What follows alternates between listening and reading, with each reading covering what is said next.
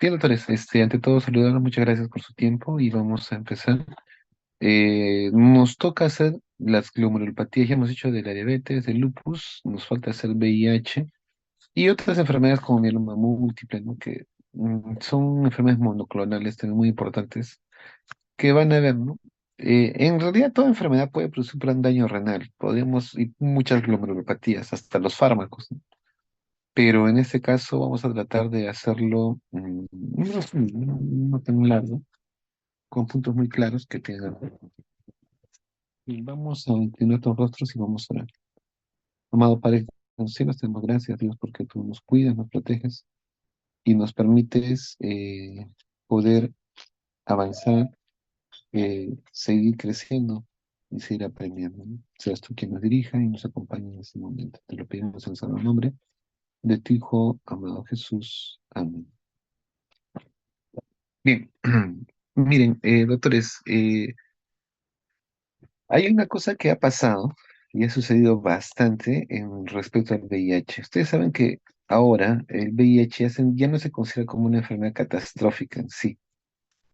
Ya no es esa enfermedad que antes, que era como, no, así, textualmente, yo nunca me voy a olvidar. Las primeras veces que atendimos pacientes con síndrome o de inmunodeficiencia adquirida, que era el SIDA, que es diferente a VIH, ¿no? O sea, se supone que el VIH viene del virus de inmunodeficiencia, es el virus que te infectó, ¿no?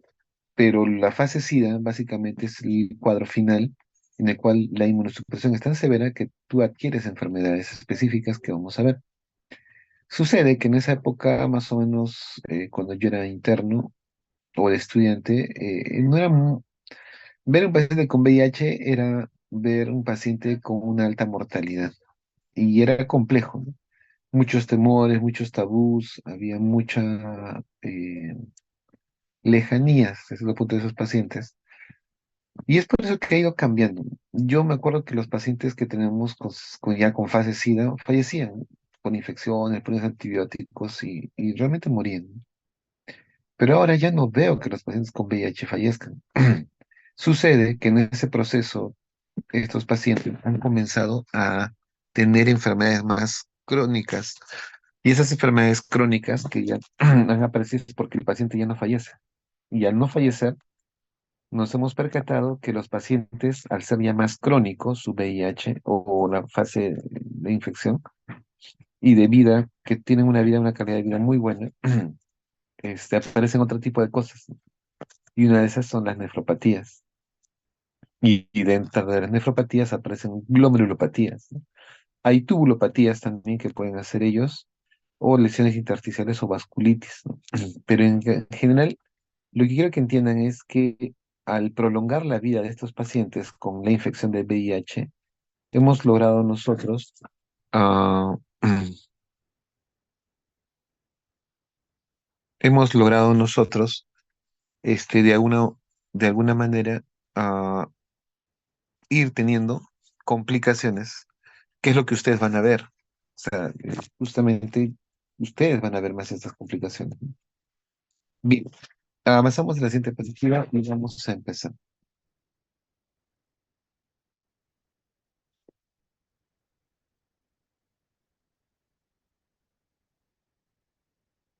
¿Verdad?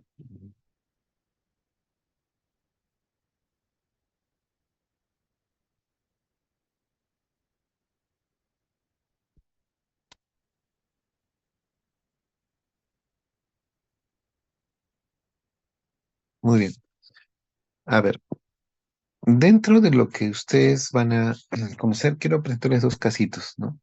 Por ejemplo, el primer caso es un varón de 64 años, afroamericano, y acude a emergencia por dolor muscular difuso, dolor de garganta, odinofagia y vómitos. Acude a emergencia donde destaca deshidratación moderada y cándida oral. Eh, vamos a ver que se ha reactivado su VIH con un conteo de CD4 de 43 y un conteo más o menos, una carga viral de 150.000. Entonces es bastante elevado. Su creatinina de ingreso está en 6.9. pero después del tratamiento endovenoso de su hidratación, su creatinina baja a 4,4.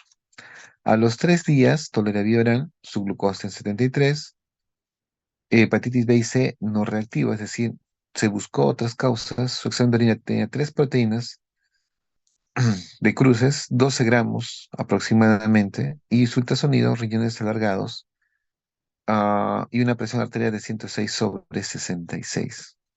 A ver, opiniones, ¿qué piensan de este paciente? ¿Por qué bajó la creatinina?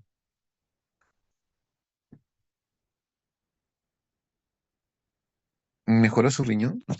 ¿Qué piensan?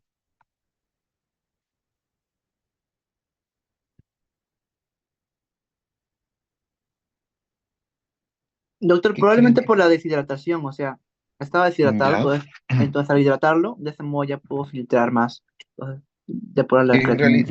en realidad, ya, es una deducción correcta, pero en realidad lo que pasa no es tanto que lo que han hecho es diluir. O sea, en realidad el paciente no es que haya mejorado su riñón. No por hidratarlo quiere decir que su riñón ya mejoró, porque en realidad su riñón ya tiene un problema.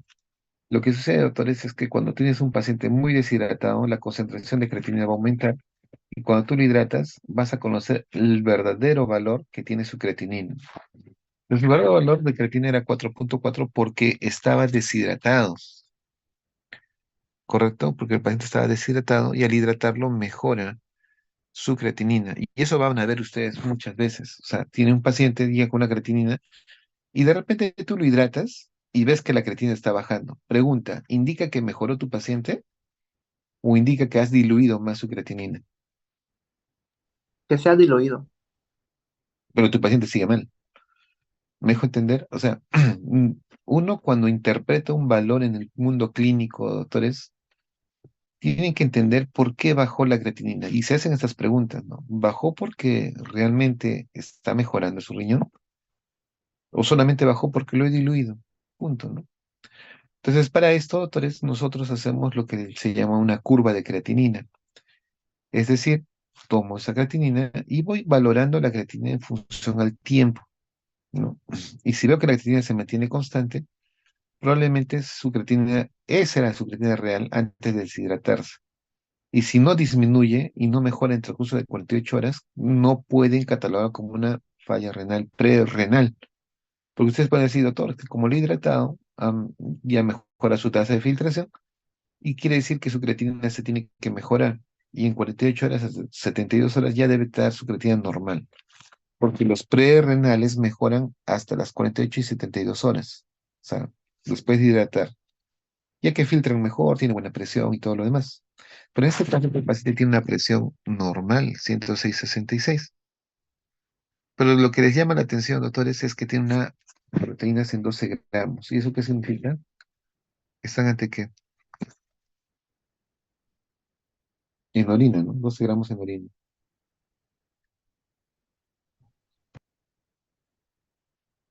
Síndrome nefrótico.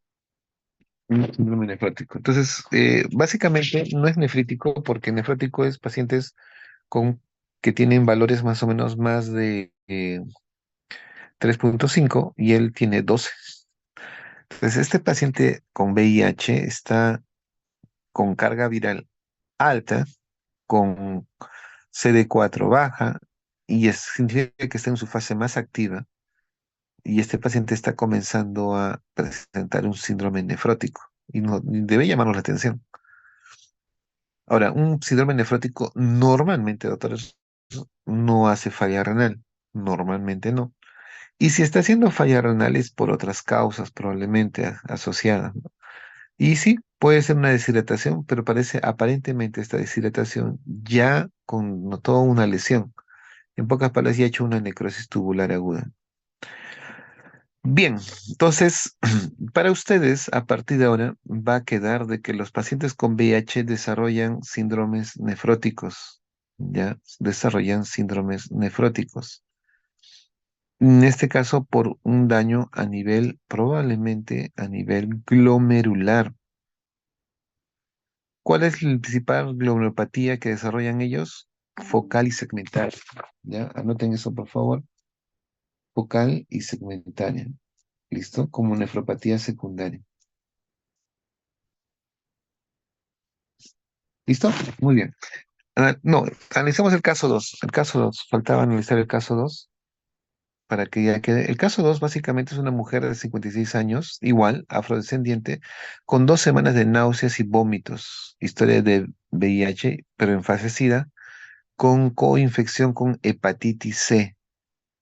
Su CD4 último estaba en 300, lo cual significa que está adecuado, a diferencia del otro paciente que tenía 43. Ahí sí, doctor, está totalmente muy bajo, ¿no? Este paciente no está yendo bien.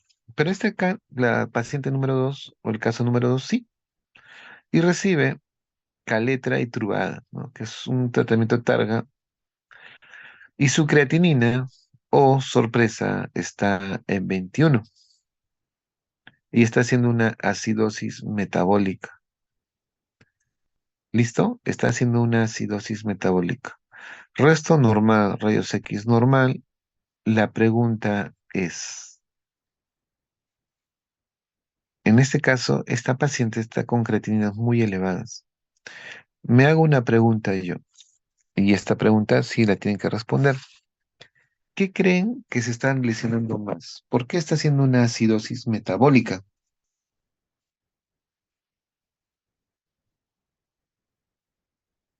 Doctor, ¿puede ser por qué no reabsorbe bien el bicarbonato? Bueno, los solutos tal vez.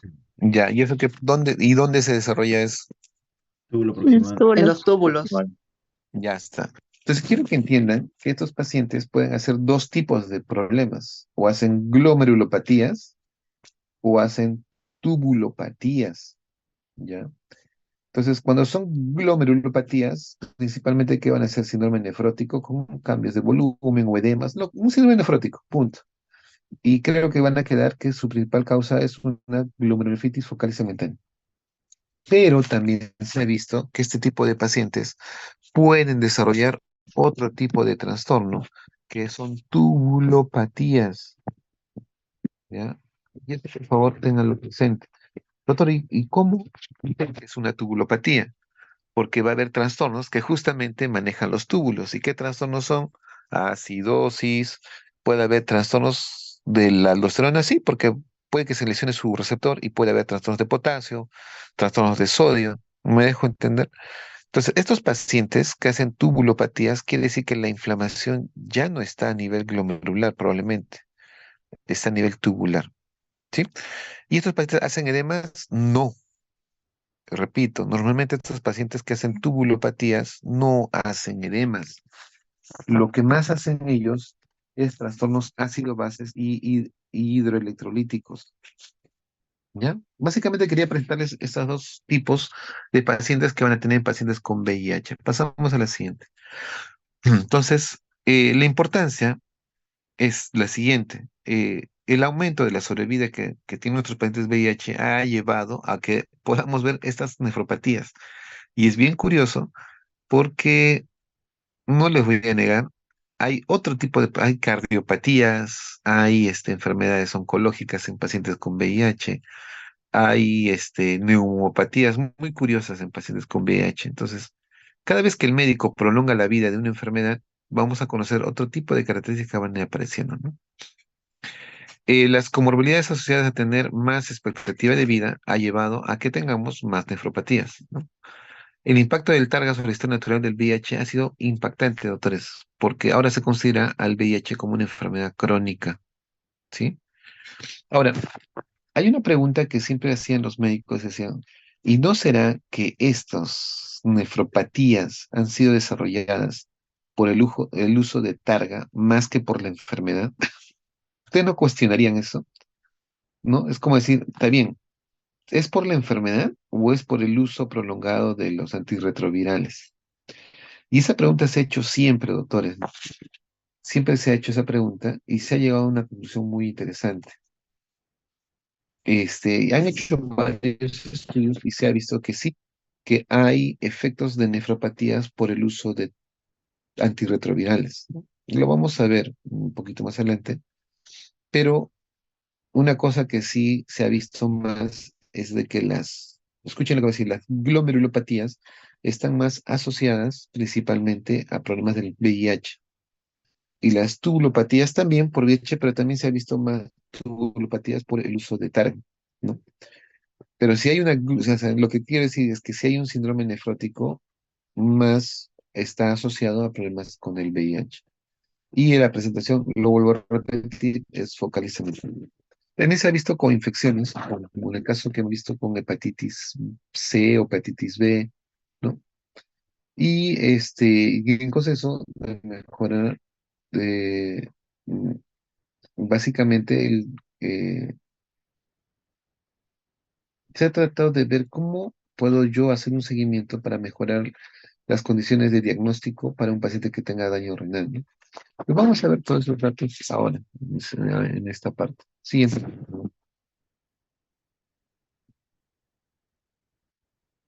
Bien. A ver, normalmente la, las lesiones renales, lo van a ver ustedes en la fase epidemiológica de SIDA, ¿no? Pero eso cambia un poco porque ahora con el tratamiento ya no llegan a la fase SIDA, si es que el tratamiento es adecuado. Pero antiguamente se veía que solamente los pacientes que llegaban a la fase SIDA hacían nefropatías. ¿Ya? Ese es un punto que quiero que recuerden. Si un paciente no toma antirretrovirales, tiene VIH y entra a fase SIDA, hacen las nefropatías, ¿no? Y hacían falla renal, hacían cuadros de, ¿cómo se llama?, de trastornos glomerulares, ¿no? Pero ahora ya no hacen fase SIDA, porque están con antirretrovirales. Por tal motivo, ahora no podemos catalogarlos de esa manera, porque ahora los pacientes desarrollan glomepatías ya por cronicidad, ¿no? En los estudios de prevalencia varía más o menos que el 5 al 10% de todos los pacientes con VIH son los que desarrollan daño renal.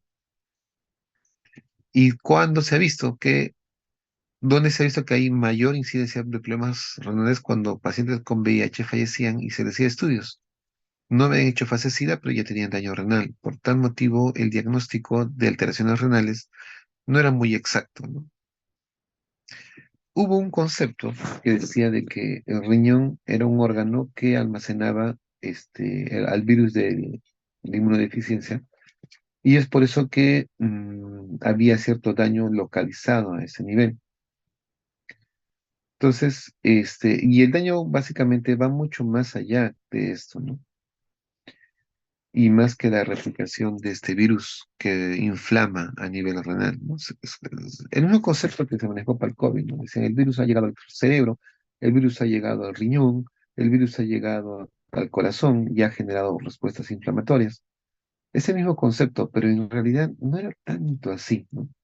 Lo que se ha visto es que el virus generaba una respuesta inflamatoria que afectaba a múltiples. Siguiente, por favor.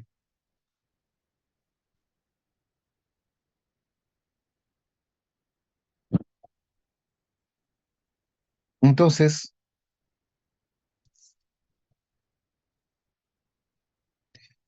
el famoso GIVAN significa nefropatía asociada a VIH. El clásico, la clásica nefropatía asociada, era algo muy común que se veía antiguamente en los pacientes descendientes afroamericanos, ¿ya? Porque recuerden que el VIH es una enfermedad muy prevalente en África, ¿ya? Si ustedes alguna vez van a viajar o quieren hacer actividades por allá de misioneras o de ayuda, se van a dar cuenta que es muy prevalente la enfermedad de VIH, ¿ya? Es muy, muy prevalente. Entonces, allá se ha visto muchas de esas complicaciones, ¿no?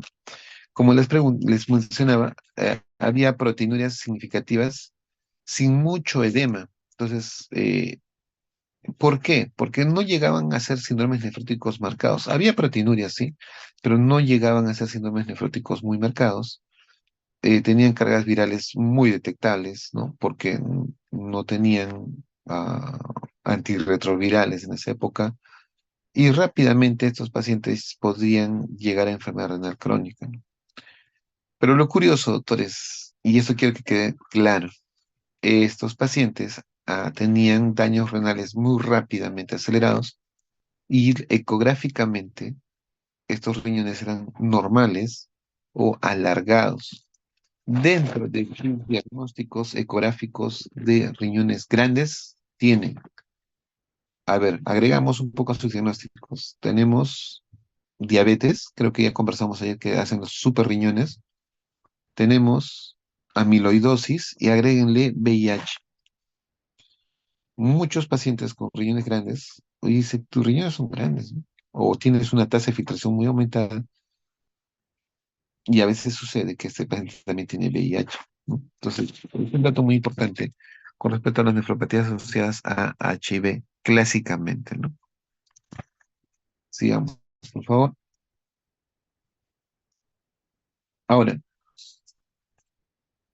Ahora, el espectro, básicamente, del daño renal asociado a VIH, en realidad es amplio. Y acá viene la parte fea. Yo les he mencionado que graben en su mente focal y segmentaria, porque básicamente hay muchas preguntas que han venido en el ENAM y básicamente quiero ayudarles en ese aspecto, que lo asocian mucho a VIH con focal y segmentaria, ¿ya? Eso es una pregunta que siempre ha venido, ¿no? Entonces, hay VIH asociado a glomerulonefritis, ¿no? O a complejos inmunes que causan glomerulonefritis. Por ejemplo, una de ellas van a tener la glomerulitis membrana proliferativas, membranosa, nefropatías membranosas, ¿no? Glomerulonefritis mesangiales por IgA, que ustedes ya hemos visto, la clásica glomerulosclerosis focal y segmentaria, que es básicamente la más clásica presentación que tenemos. Tenemos la glomerulonefritis lupus-like, que es otro tipo de presentación, y la glomerulonefritis post-infecciosa, que hacen como cuadros de síndrome nefrítico, ¿listo? Pero repito, la más clásica es la focal y segmentaria, ¿no? Hay otras complicaciones y hay otras enfermedades que se asocian, y es lo siguiente. Ustedes saben, los pacientes con VIH o tuberculosis, con el tiempo se ha visto que ellos pueden desarrollar amiloidosis. Repito, los pacientes con VIH y tuberculosis, con el tiempo pueden desarrollar amiloidosis. Entonces yo me hago una pregunta. A ver, este paciente tiene tuberculosis, ya, tú sabes muy bien que este paciente puede tener tuberculosis y de repente desarrolla, ah,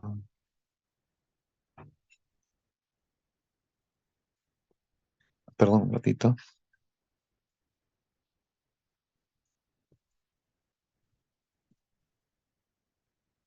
ya. Entonces, muchas veces estos pacientes que tienen tuberculosis o que tienen VIH desarrollan nefropatías no por la misma enfermedad, sino porque desarrollaron amiloidosis y la amiloidosis también es una enfermedad que causa daño renal. ¿Listo? Entonces, hay que saber identificar específicamente. Y recuerden, las amiloidosis debutan con síndrome nefrótico. Las amiloidosis debutan con síndrome nefrótico. Listo. Ya, entonces, por eso les mencionaba, ¿no? Las tubulopatías normalmente están asociadas a causas farmacológicas. ¿Listo? Normalmente a causas farmacológicas, pero también se ha visto que pueden desarrollarlas lo que es VIH. Siguiente, por favor.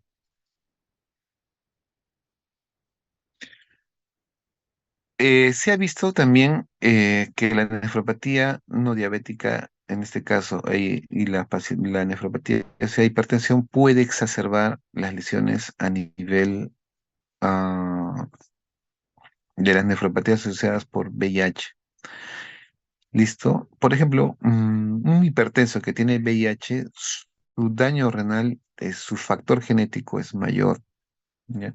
Ahora también se ha visto que los que tienen alteraciones genéticas a nivel de lo que es el APOL o el MYH9, que son componentes estructurales de formación a nivel podocitario, podrían perder esa capacidad y se hacen síndrome nefróticos, ¿no? Pero bueno, eso en función a un rol genético. Eso acá no les voy a negar, acá en Perú no hacemos mucha estudio genético, pero creo que con el tiempo y en la generación de ustedes va a ser algo mucho más común, ¿no? Siguiente, por favor.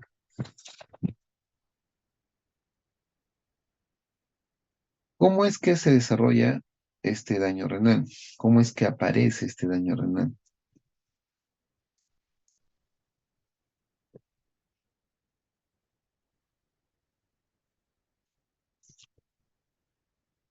Bueno, básicamente lo que vamos a ver es que esta replicación viral que ustedes han escuchado en los pacientes con VIH genera una respuesta inflamatoria.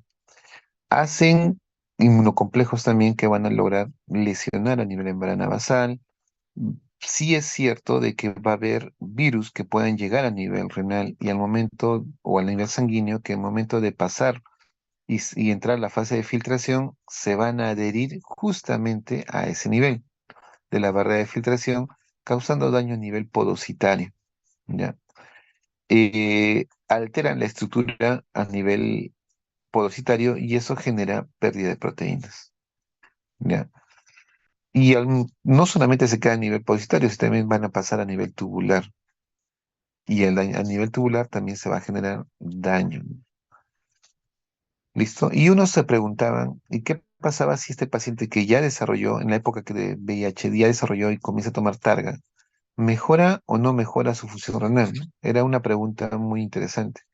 Y sí, si el paciente había desarrollado daño renal, escuchen muy bien esto, por el VIH, por la infiltración viral, por respuesta inflamatoria, y empezaba targa, estos pacientes mejoraban su función renal. ¿Listo?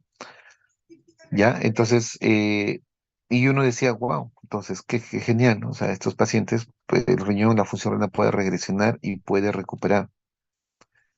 Y ese era un dato muy importante cuando el paciente tomaba antirretrovirales, ¿no? Si el paciente ya tenía daño renal y tomaba antirretrovirales y mejoraba, pues la causa era viral, ¿sí?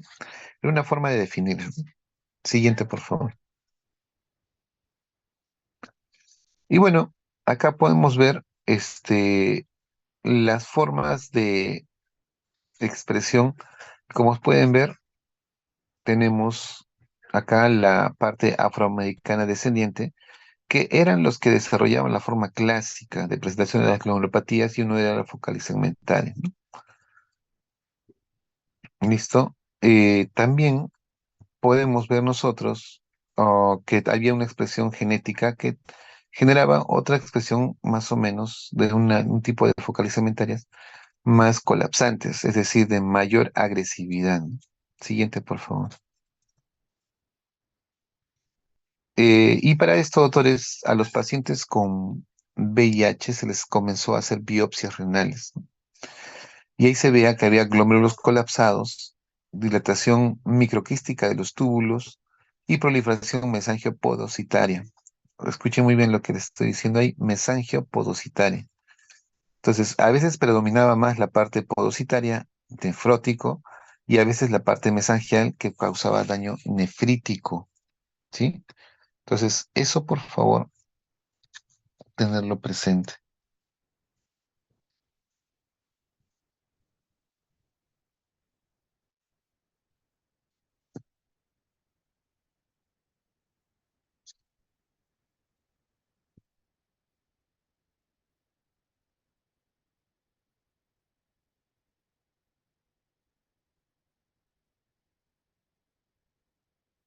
Bien, ahora, factores concurrentes en daño renal del paciente con VIH. Entonces, ahí básicamente, doctores, yo tenía una infección, esto aumentaba mi carga viral, aumentaba mi respuesta inflamatoria crónica, había alteraciones a nivel de la circulación, el virus podría viajar, llegar a la estructura renal, causar una injuria, esto de despertar una nefropatía o un daño renal asociado a este que podría afectar la parte glomerular y en la parte glomerular afectaba la parte podocitaria, la parte mesangial, pero también podría afectar la parte endotelial y secundariamente la parte tubular, ¿sí? Pero y uno puede imaginar y decir, bueno, hay una secuencia, pues no, filtra, se pega a la membrana basal, genera la respuesta glomerular y después que pasa el virus genera también una respuesta a nivel tubular, pero no es así. Lo que se ha visto que el virus también puede pasar por la arteriola eferente y viajaba a nivel de los vasos rectos y eso lesionaba y producía vasculitis que generaban daño a nivel tubular. Entonces, por eso es que las expresiones clínicas eran variadas, ¿no? Y es por eso que les puse esos dos casos clínicos que tenía uno glomerular y tenía otro que era tubular, ¿no?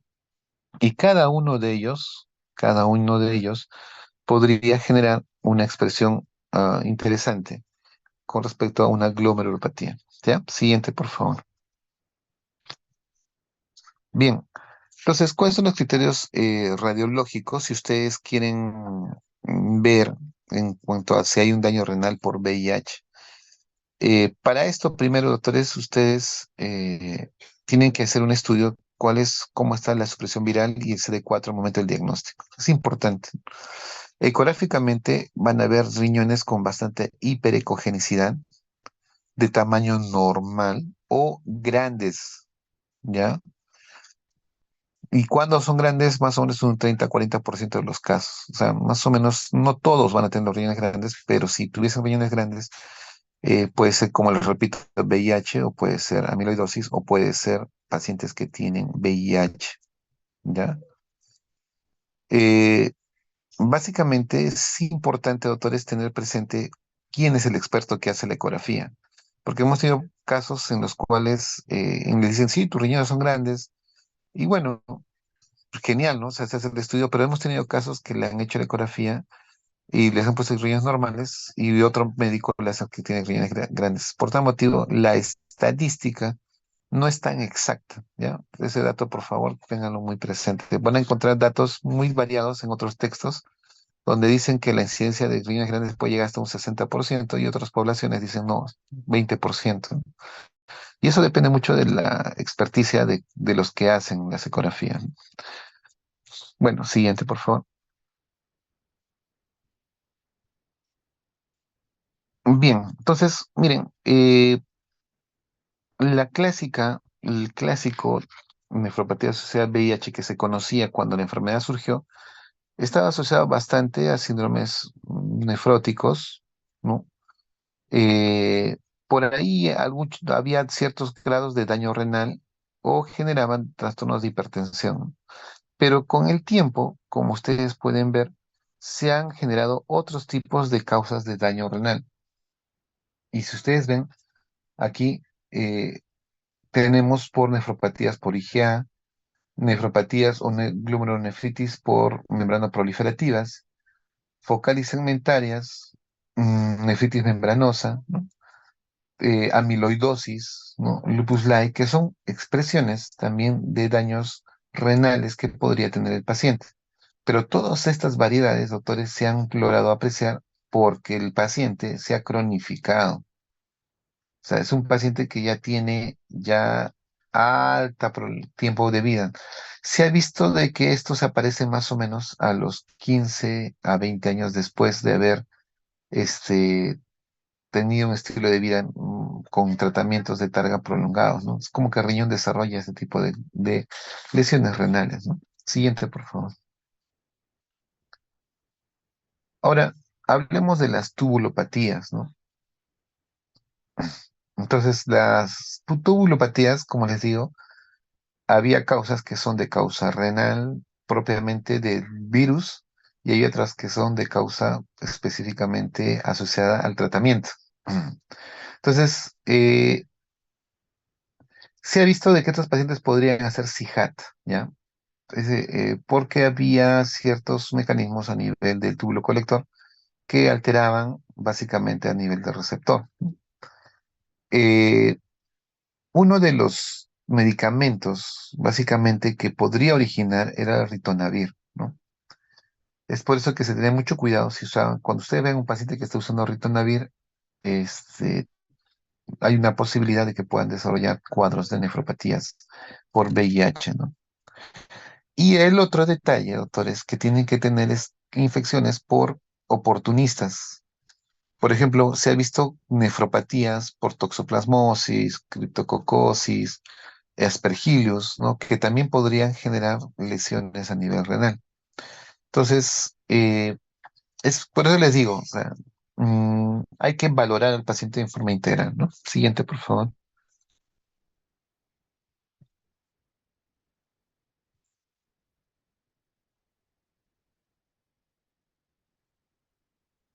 Bueno, para esto, doctores, se ha visto que los pacientes, ese es otro detalle. Los pacientes que tenían VIH tenían masas musculares bastante modificadas, ¿no? Bajas. Ustedes, no sé si algún día vendrá un paciente con SIDA. Es raro ahora verlo. Antes era muy común, ¿no? Son pacientes muy adelgazados, caquécticos, con piel terrosa, pálida, ¿no? Entonces, y uno decía, bueno, su creatinina está normal, pero es porque no tiene masa muscular. Entonces, actualmente ya no es así, ¿no? Para poder determinar su tasa de filtración glomerular, no ayudaba mucho el uso de la creatinina en estos pacientes, ¿no? Entonces se trató de buscar maneras de evaluarlos y uno de ellos básicamente era el CKD-EPI, ¿no? Y que básicamente asociaba creatinina con cistatina C, ¿ya? Eso quería, por favor, que tengan como presente para el análisis de un paciente con fase SIDA. Ahora que ya es cronificado, no es muy detallado ese punto porque el paciente ya tiene una enfermedad crónica y por tal motivo pueden manejar ustedes cualquiera de los scores, ¿no? Siguiente, por favor. ¿Cuál era el tratamiento para estos pacientes? Mm, en realidad, doctores, uno de los tratamientos, ya que se hacían glomerulonefritis, el uso de corticoides, ¿ya? Tengan presente eso, ¿no? Y doctor, pero también tenían pérdida de proteínas, sí. Por tal motivo, se usaba el IECAS, ¿no? IECAS. Entonces, no me van a dejar mentir, pero se están dando cuenta que casi en todas las neuropatías se usan corticoides, inmunomoduladores, se usa IECAS o ARA2 si es que el paciente es hipertenso o si es que tiene proteinurias muy marcadas, ¿no? Entonces, es un esquema muy estandarizado donde ustedes van a tener que adecuar o ver las dosis que es cuando vayan a rotar, vean qué dosis usan para cada paciente en forma especial, con ciertas variaciones, ¿no? Pero el esquema es muy similar, ¿ya? Siguiente, por favor.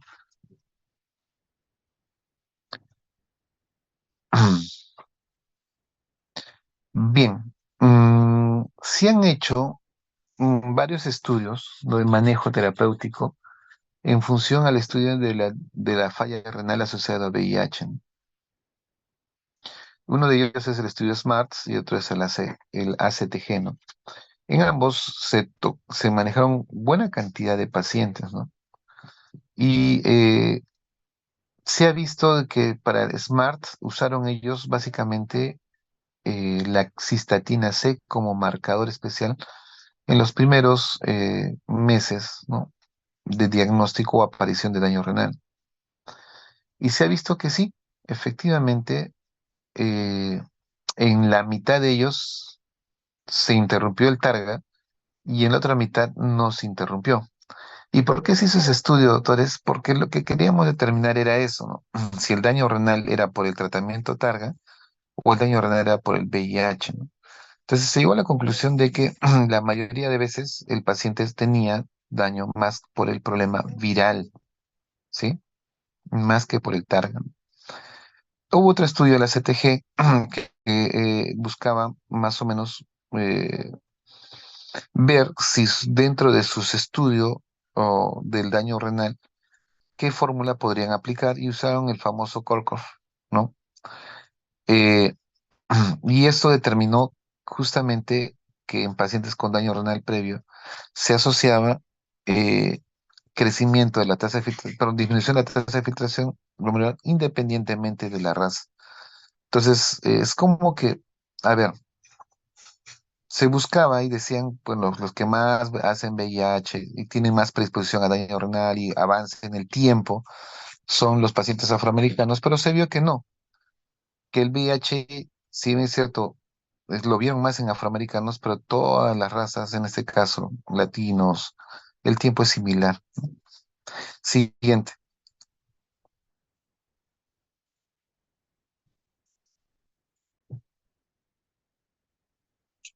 Bueno, es lo mismo que les acabo de mencionar, ¿no? Con respecto al estudio de la función renal y la carga viral, ¿no? Siguiente. No es un dato muy relevante en este momento, ¿no?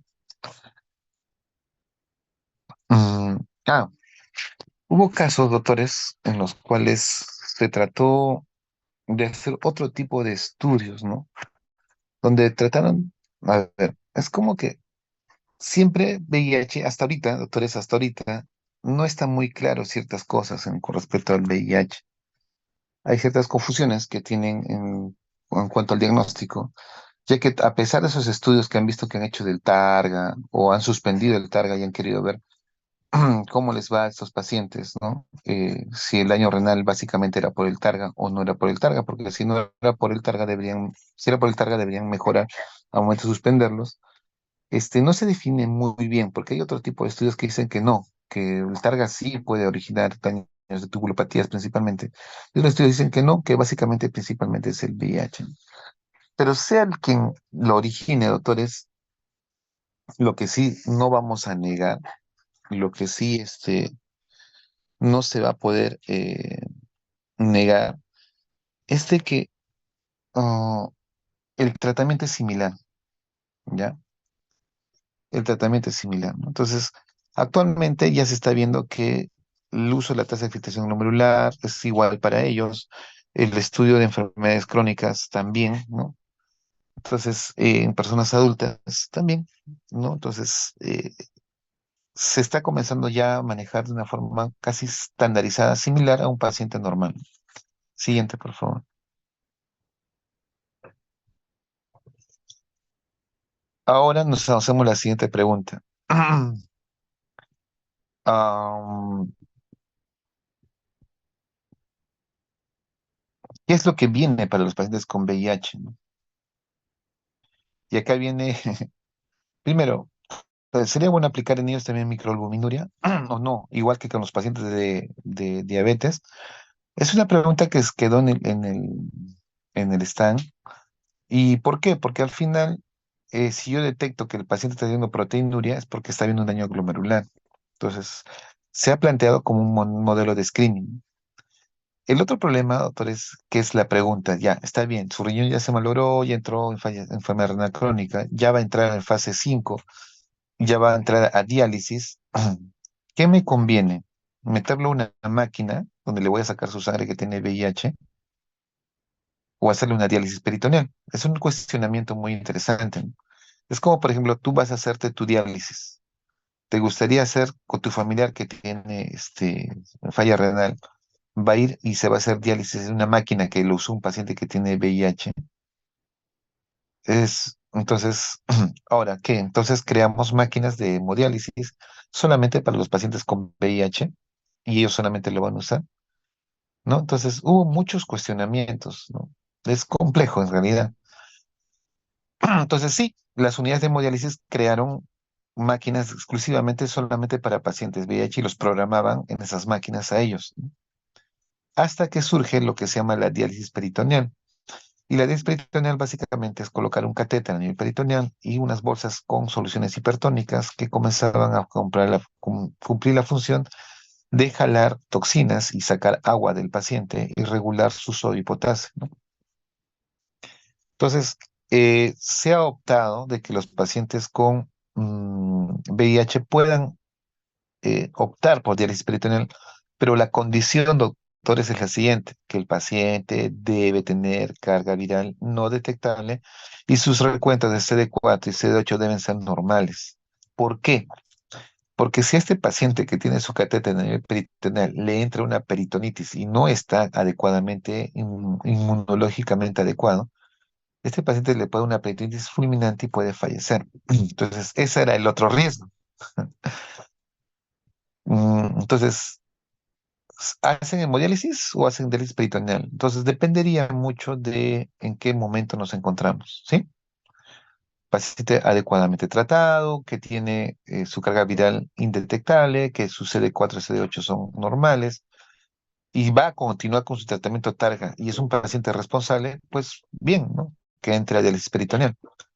Pero si tengo un paciente que no toma tratamiento targa, que no está controlado bien sus cargas virales, pero requiere diálisis, entonces optamos por la parte de hemodiálisis, ¿no? ¿Sí? Muy bien. Ahora, el otro detalle es que los pacientes con VIH, el riesgo cardiovascular, básicamente por albuminuria, ¿no? Sí es cierto, doctor, es que el hecho de que el paciente pierda proteínas aumenta su riesgo, ¿no? Ahora, los YECAS en el tratamiento de la hipertensión arterial secundaria a daño renal, por en este caso VIH, sí se ha visto, doctores, que tiene un mejor pronóstico para estos pacientes, al igual que que el diabéticos, los YECAS, ¿no? Y por último, hubo un cuestionamiento. ¿Ustedes es correcto trasplantarle el riñón a un paciente con VIH, sabiendo que ese riñón trasplantado puede ser rechazado, ya que el paciente ya tiene en sí un problema inmunológico? Entonces, todos estos cuestionamientos, doctores, surgen, ¿no? Al momento que uno tiene un paciente. Es complejo, porque dicen, no, pues ya tiene VIH, ese riñón se va a inflamar otra vez, la incidencia de rechazos pueden ser mayor, más altos. Ahora, uno dice, sí, pero le voy a dar inmunosupresores para que el paciente trasplantado no rechace, pero al bajar la defensa a un paciente con VIH que ya es inmunosuprimido por sí, entonces surgen muchas complicaciones en realidad, ¿no? Entonces, ¿es correcto hacer el trasplante a un paciente con VIH o no? Ese cuestionamiento surge bastante, doctores. Entonces, es complejo y con dolor les diré que casi no les dan mucha cabida, ¿no? ¿Ya? Siguiente, por favor.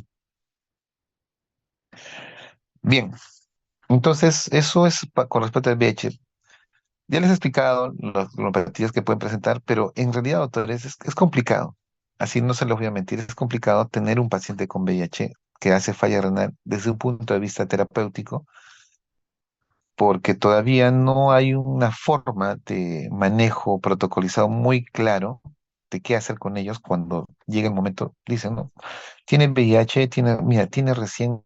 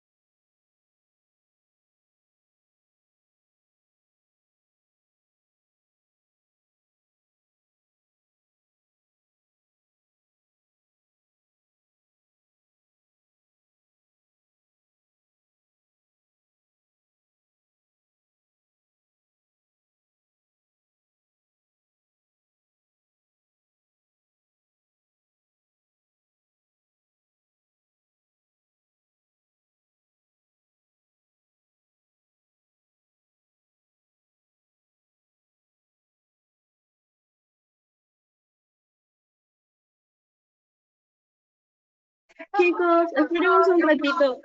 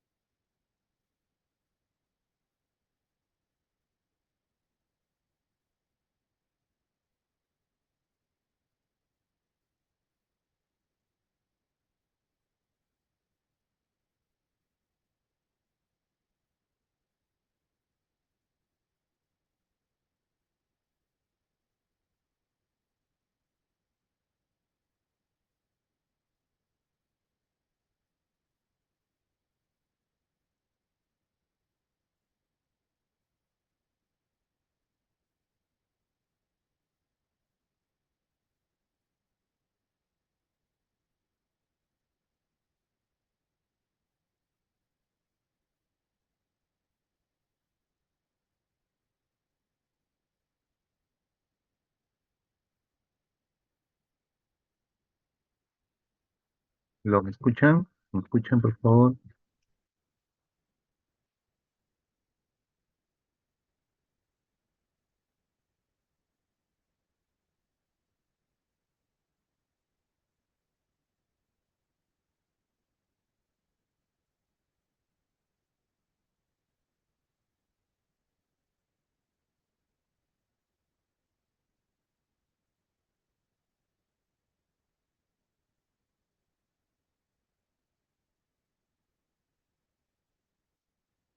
A ver, ¿me escuchan? Sí, ¿no? ¿Me confirman, por favor, que se logra escuchar bien? ¿Claro o muy bajo?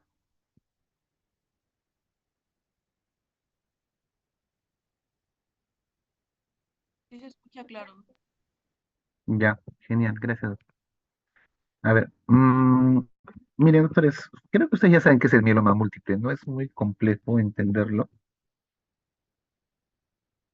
Creo que está claro que es el mieloma múltiple, que es una enfermedad básicamente de problemas a nivel de las células de los linfocitos B o a nivel medular de la producción de inmunoglobulinas, ¿no? Que son enfermedades monoclonales, básicamente, que van a infiltrar, van a viajar tanto a nivel medular como a nivel periférico, ¿no? Y van a generar proliferación y daño estructural, ¿no? Y llegar al diagnóstico no es difícil porque para eso tienen que tomar una radiografía y en la radiografía van a ver lesiones, lo que le llaman los famosos sacabocados como de ratón, algo así, ¿no? Sacabocado de ratón o de queso, ¿no? Este, que les va a permitir a ustedes poder diferenciarlo. Entonces, vamos a ver que lamentablemente,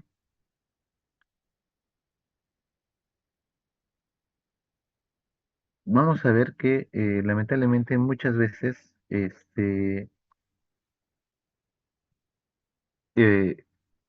no se logran detectar adecuadamente cuando un paciente tiene una nefropatía. Y ahí viene el problema, ¿no?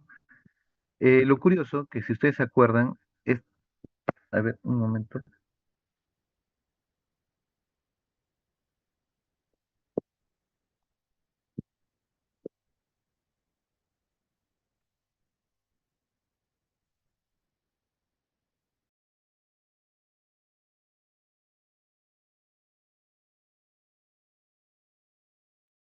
Bueno, como les mencionaba, si ustedes recuerdan, vamos a ver de que las nefropatías básicamente que se van a dar por mieloma múltiple son por depósitos de inmunocomplejos, pero más por las proteínas que son las gamma globulinas, ¿no?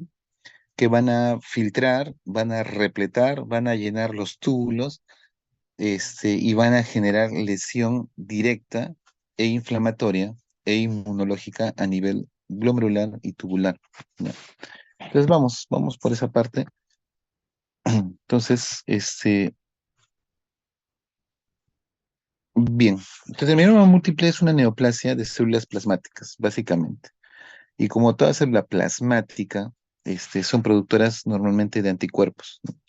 Y estos anticuerpos, que en teoría son los que van a ser producidos por los linfocitos B, son los que nos dan la capacidad de defendernos, de atacar ante agentes antígenos extraños o propios si es que es autoinmune. Bueno, pero en el caso de que cuando se producen estas células plasmáticas anormales, justamente también van a producir anticuerpos anormales, ¿no? Y si el problema se da a nivel de la médula, eso se llama mieloma múltiple. Y si el problema se da a nivel periférico, eso se llama plasmocitoma, ¿no? ¿Listo? Una cosa, como les vuelvo a repetir, es que se dé a nivel medular, ya eso le llamamos mieloma múltiple. Pero hay casos, que se pueden dar a nivel específicamente periférico, y esos son los famosos plasmocitomas, ¿ya? Entonces, quiero que tengan claro esos dos conceptos para que, bueno, podamos entender un poquito lo que les quiero explicar. Bien, a ver. Entonces, nosotros podemos tener básicamente Un momento, por favor.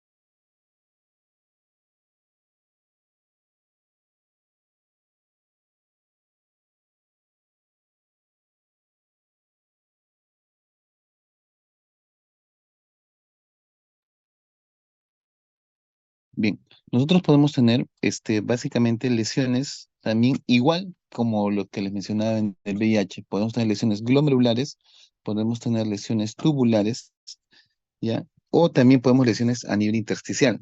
¿Por qué intersticial? Porque básicamente estas gamma globulinas, que es anormales, filtran, dañan glomérulo, llegan a la cápsula de Bowman, pasan por los túbulos, pueden pasar por lesión y llegar al intersticio y generar inflamación, ¿no? Entonces, pueden ser daño glomerular, daño tubular o pueden ser daño a nivel intersticial.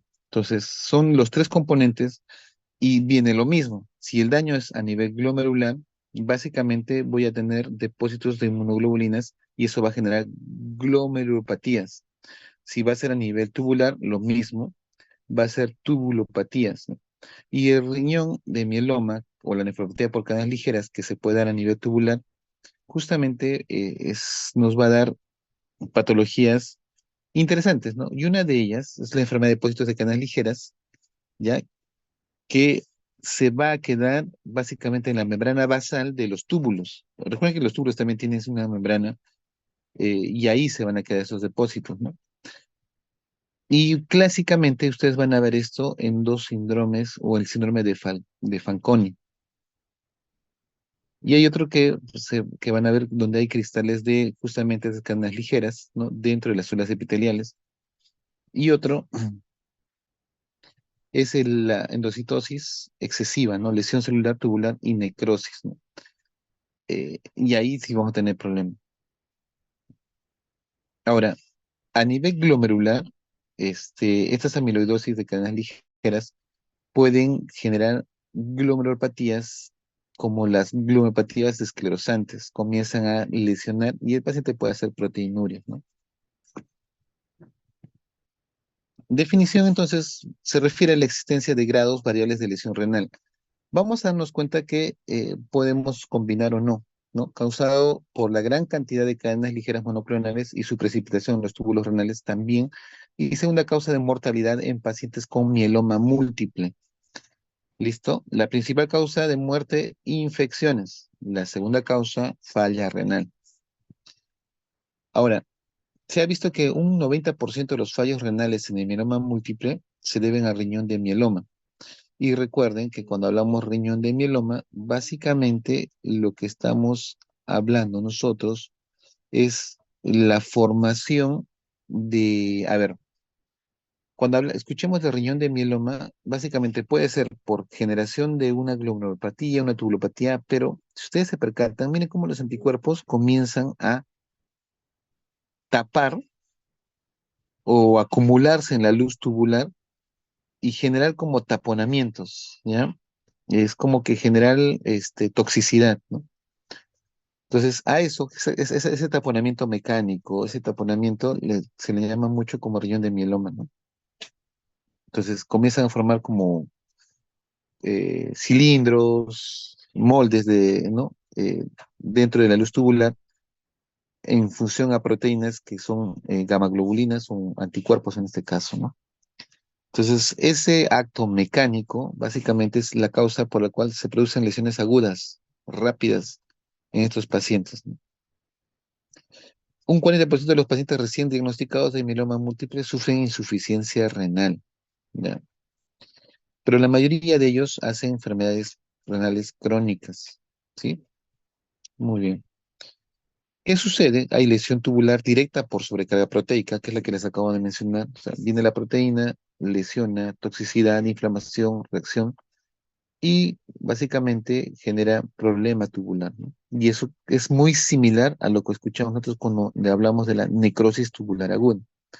El otro problema, doctores, que quiero que recuerden y deben acordarse muy bien con el B, con el de la diabetes, es que estos pacientes orinan bastante. ¿Por qué orinaban bastante los pacientes con diabetes? Por la ¿Por qué orinan? hiperfiltración, Ya, pero ¿y por qué tienen hiperfiltración? porque pasa el umbral, ¿no? De 180. Ya, porque tienen básicamente, pero básicamente es porque tienen una diuresis osmótica por el exceso de glucosa. Exactamente lo mismo le pasa a los pacientes que tienen mieloma múltiple, porque tienen tanta cantidad de gamma-globulinas que hacen como una diuresis osmótica, ¿ya? ¿Y qué pasa con ellos? Orinan cada rato y se deshidratan, ¿ya? No se olviden eso. El otro problema que se tiene con los pacientes con mieloma múltiple, como hay toxicidad y destrucción celular, suele haber cuadros de hipercalcemia, ¿ya? Hipercalcemia. Entonces, una cosa que tienen que recordar que los pacientes con mieloma múltiple son riñones que por sí ya están siendo agredidos por el exceso de anticuerpos o gamma globulinas monoclonales que están ingresando al riñón. Entonces, cualquier medicamento que sea nefrotóxico, doctores, va a ser dañino. Es decir, tengan mucho cuidado si van a usar vancomicina, que es un nefrotóxico por excelencia, amicacina, que son los aminoglucósidos, que también son nefrotóxicos por excelencia, ¿ya? Esos dos tengan mucho cuidado. Si lo van a usar, lo primero que tienen que hacer, doctores, es corregir que la deshidratación, porque si ustedes corrigen la deshidratación, quiere decir que este paciente va a tener un soporte de filtrar adecuadamente, de tener un buen flujo urinario, y eso va a permitir que puedan eliminar estas sustancias de forma adecuada y no causar nefrotoxicidad, ¿ya? Y eso ya va un consejo para todos ustedes, ¿no? Si un día van a usar vancomicina o amicacina, saliendo del tema, quiero darles ese tips. Procuren que su paciente esté bien hidratado.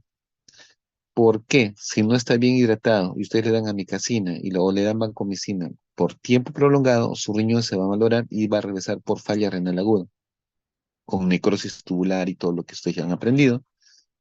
Entonces, ¿cuál es la moraleja?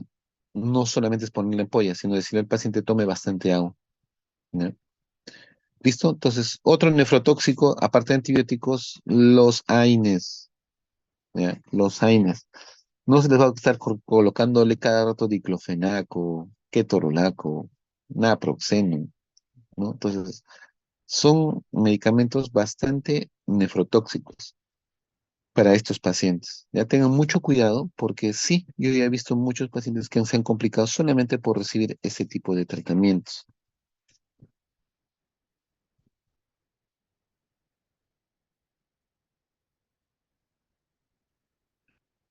Bien, ¿cuál es la fisiopatología? Básicamente son células plasmáticas, sintetizan moléculas completas de inmunoglobulinas y cadenas ligeras de mala calidad o mala respuesta, ¿no? Su catabolismo dependiente de receptores tubulares localizados en los bordes luminales de los túbulos proximales es superado. Por tal motivo se produce una producción exagerada de cadenas ligeras, con producción de cadenas ligeras anormales, y esto causa lesión. Las cadenas ligeras se precipitan en los túbulos como resultado de su unión a la proteína de Tan-Hoffmann y llevan a la formación de cilindros intratubulares, obstrucción mecánica en este caso y extravasación de cadenas ligeras al intersticio. ¿Por qué? Porque es tal la toxicidad y la muerte del tejido que van a pasar a la parte intersticial y peor. Cuando pasan a la parte intersticial ya no solamente van a afectar a los túbulos, sino también van a afectar a los vasos sanguíneos. Entonces se genera toda una respuesta inflamatoria, ¿no? Entonces no se olviden, este, la concatenación mecánica inflamatoria que se origina por la presencia de estas cadenas ligeras, ¿sí? Ahora, hay otros mecanismos como el factor nuclear GBQ, factor de crecimiento transformador beta, que también generan una respuesta inflamatoria, ¿no? Pero en general es más mecánica, ¿ya? ¿Qué va a pasar con este paciente? Si es una fase aguda, miren, va a comenzar a tener un aumento de la presencia de creatinina con aumento, con disminución de la tasa de filtración glomerular, ¿no? Comienza a elevarse la creatinina, hacen proteinurías no selectivas, en este caso, no por albúmina, sino por gamma globulinas, ¿ya? En el sedimento urinario van a haber cilindros granulosos, ¿ya? Va a haber una disfunción tubular, y eso ¿cómo lo van a detectar? Por acidosis metabólica o trastornos de sodio-potasio, ¿ya? Hacen acidosis, hacen hipercalcemia y hacen hiponatremia. ¿Listo? ¿Por qué creen que hacen hiponatremia? Porque básicamente ya no reabsorben sodio, pues, porque a nivel tubular justamente está lesionado, está inflamado. ¿Y cómo reabsorbes el sodio, no? Entonces, estos pacientes hacen hiponatremis. El diagnóstico, normalmente, no se olviden, doctores, el mieloma múltiple es una enfermedad que se presenta en personas más adultas, mayores normalmente de 40 años, y para llegar al diagnóstico, yo tengo que hacer la cuantificación de las proteínas en orina y hacer una electroforesis, porque yo con mi electroforesis voy a determinar qué tipo de presencia en la gráfica voy a tener, qué cantidad de cadenas ligeras voy a tener. Puedo hacer también una electroforesis e inmunofijación de proteínas séricas, ¿no? O al final puedo hacer una biopsia renal, si es que no necesito, ¿no? ¿Qué me lleva al diagnóstico? Repito, un paciente que tenga mieloma múltiple, y para el diagnóstico de mieloma múltiple una radiografía. Van a ver signos como de pérdida de la continuidad ósea, como si fuese sacabocados, ¿no? Como que si algo se hubiese comido el hueso. ¿Listo? Y eso lo van a ver en las radiografías. Puede ser en cráneo, cabeza, en extremidades proximales, no, zonas proximales óseas. Y otra que tienen que hacer es el conteo de cadenas ligeras, ¿no? Y excreción urinaria baja de albúmina. En pocas palabras, esas proteínas que está eliminando el paciente no son albúminas, son gamma globulinas. Entonces, el paciente va a tener cadenas ligeras. Vamos a hacer una cuantificación de la concentración de cadenas circulantes kappa y lambda, una concentración elevada de cadenas ligeras libres en asociación con una relación anormal de cadenas ligeras, y hay que buscar una relación de cadenas ligeras libres mayor de 100 con criterio de malignidad. Entonces, el diagnóstico básicamente es diagnostica mieloma múltiple y ve la creatinina. Punto. Hagan la cuantificación proteica de 24 horas con una electroforesis. Y acá vean, ¿no? Miren, el color, si se percatan, el color celeste es una electroforesis proteica normal, ¿no? Vean, albúmina abundante, ¿no? Y ahí tengo los componentes alfa 1, alfa 2, beta, ¿no? Gamma. Pero miren cómo en la parte de mieloma múltiple, vean cómo aparece ese componente de las gamma globulinas patológicas o cadenas ligeras, ¿no? En este caso. Y eso nos hace el diagnóstico desde un punto de vista electroforético, ¿ya? En la biopsia renal, doctores, ¿qué es lo que tengo que buscar? Básicamente alteraciones histopatológicas como epitelio tubular atrófico, ya que se ha inflamado y se ha lesionado. Células epiteliales tubulares pueden contener cristales romboides o en forma de aguja. Inflamación y fibrosis intersticial, porque ya justamente llega a ese nivel. Y glómerulos no afectados o con cambios muy específicos, muy leves, ¿no? ¿Por qué? Porque al final la hiperfiltración va a generar esclerosis. Todo fenómeno de hiperfiltración genera esclerosis, pero a nivel tubular es el problema. En el nivel tubular es donde se lesiona. Entonces, estos pacientes, repito, con mieloma múltiple, ahora sí, respóndame esta pregunta, por favor. ¿Van a hacer edemas o no hacen edemas?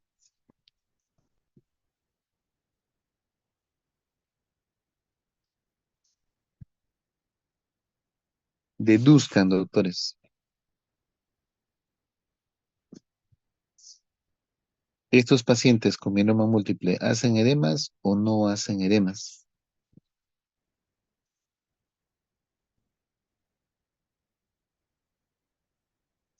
¿Qué opinan?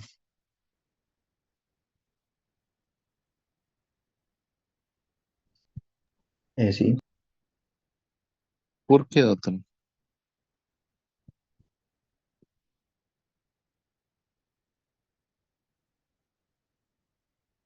Debido a que no se filtra lo necesario, ¿no? De sodio y todo eso se retiene. Ya, podría ser poliinflamatorio. ¿Me podría explicarse un poquito por eso? Sí, podría ser. Keila me pone no. ¿Por qué Keila no?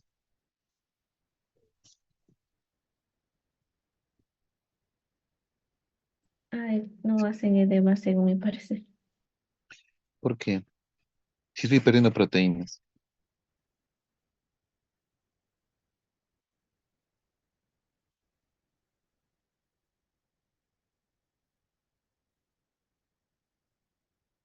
Entonces, no se olviden que lo que estás perdiendo son gamaglobulinas, pero no pierdes albúmina.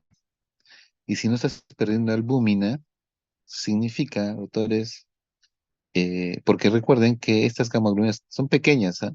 Los anticuerpos comparado a una albúmina, pues hay gran diferencia. Entonces, es tanta la cantidad de gamaglobulinas que van a filtrar, ¿no? Creo que van a lesionar la parte glomerular, pero no lo alteran mucho. No se olviden eso. Pero sí puede haber alteraciones glomerulares, pero no es lo común. Lo común es lo tubular.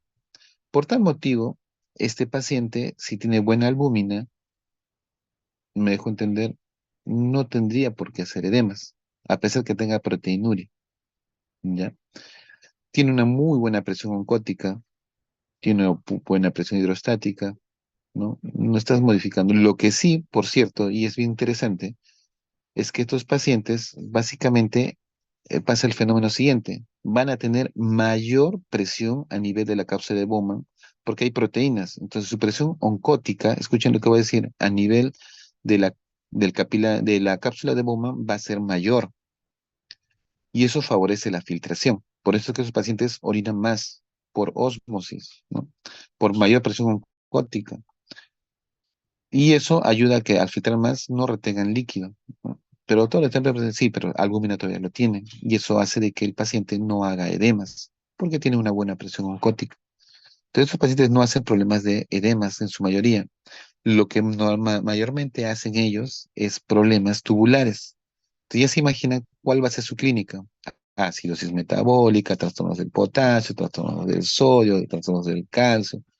Me dejo entender, y es justamente lo que hemos visto, ¿no? Hacen hipercalcemias, hacen hiponatremias y también hacen acidosis, ¿ya? Entonces, quiero que ya en su mente vayan ustedes diferenciando las tubulopatías, ¿no? De las glomerulopatías, ¿no?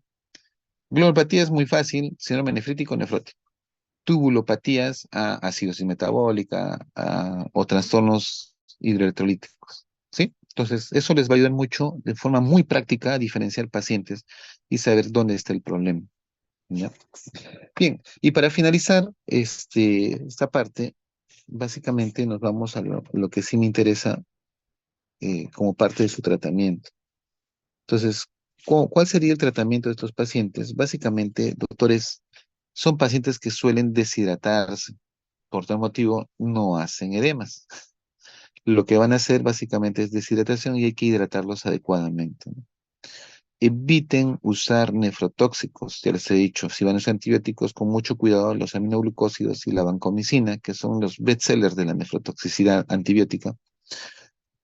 Tengan cuidado de usar AINES. Ellos se quejan de dolor óseo, los miomas múltiples, porque hay infiltrados que van a justamente destruir la parte ósea y se quejan de dolor, me duele doctor mucho el hombro, el tórax, las extremidades, la cabeza, ¿no? Hay ciertas lesiones y usan mucho AINES, ¿no? Entonces hay que evitar usar AINES, de preferencia usen opioides, ¿no?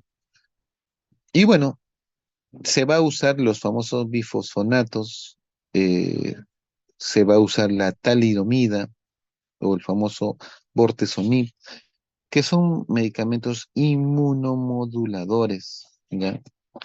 Repito, son medicamentos inmunomoduladores que van a quitarle toda la capacidad de producción de anticuerpos a este paciente. O sea, lo vas a inmunosuprimir como no imaginas. Cuando se maneja este tipo de pacientes, doctores, una cosa es cierta, tienen que aislarlos a estos pacientes. tienen que protegerlos porque son propensos a adquirir cualquier infección, ¿ya? Tengan mucho cuidado. Esas recomendaciones tienen que decirles a los pacientes que si ven un paciente con problema respiratorio, por favor que no se acerquen. Si ven un paciente que está tosiendo, que tengan mucho cuidado, ¿no? Cualquier infección, doctores, estos pacientes los puede matar. Por eso es que la principal causa de muerte de los pacientes con mieloma múltiple son infecciones. Y la segunda causa, falla renal, ¿ya? Listo, no se olviden que se les da bifosfonatos porque necesito que no pierdan calcio. Recuerden, repito, están comenzando a perder. Hay destrucción ósea con sacabocados por la infiltración de estas células patológicas que producen anticuerpos y sucede, doctores, de que esos pacientes hacen hipercalcemia por destrucción ósea, pero para evitar esa pérdida se le da bifosfonatos porque son fijadores básicamente de calcio, ¿no? Y el uso del inhibidor de proteasomas, el famoso bortezomib, como les digo, es un inmunomodulador que se puede usar y con mucho cuidado. Desfocalizar al paciente totalmente porque le estás quitando todo el sistema inmunológico. ¿Te imaginas que tenga tuberculosis o tenga una infección urinaria o tenga una neumonía y le vas a meter su bortezomib?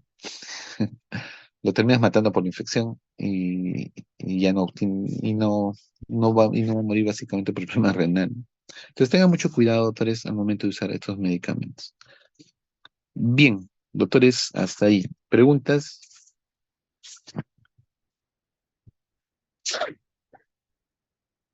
Bien, doctores, más bien agradezco su tiempo. Ya terminamos. Si no hay preguntas, una lección que quiero que lleven es que las patologías renales se pueden dividir en dos tipos, así básicos, o es glomerular o es tubular. Y lo que estamos haciendo ahorita son las glomerulopatías, pero necesito que entiendan que existen patologías que son más tubulares. Y los que son más tubulares no hacen edemas, si es que el glomérulo está bien. Hacen trastornos ácido-bases, hacen trastornos electrolíticos, y eso es un esquema que ya tienen que ir manejando porque se van a topar con ese tipo de pacientes. Bien, bien, doctores, espero que les haya interesado. Bueno, ya mañana nos estaremos viendo. Si es que mañana para la huelga nos permite llegar a la universidad. Y los que llegaron a la universidad, bueno, bien. Y los que viven allá cerca, pues ya no tienen mucho problema, ¿no? Iremos con casco, no sé, pero algo me dice que mañana va a ser más fuerte la huelga. Así es que los que piensan ir a la universidad, con mucho cuidado. Y si no, si nos dan la orden de que todo tiene que ser virtual, pues caballeros, mañana haremos todo virtual. Ya le estaremos comunicando. Bien, doctores, muchas gracias por su tiempo y gracias nuevamente a cada uno de ustedes. Ah, me olvidaba, por favor, inscríbanse para la siguiente semana. Ya empiezan las actividades. Ya, con su delegada Grecia, por favor, traten de inscribirse los que falten, ya que ya empezamos el lunes con todas las actividades y con fuerza. Ya, chicos, gracias, nos vemos.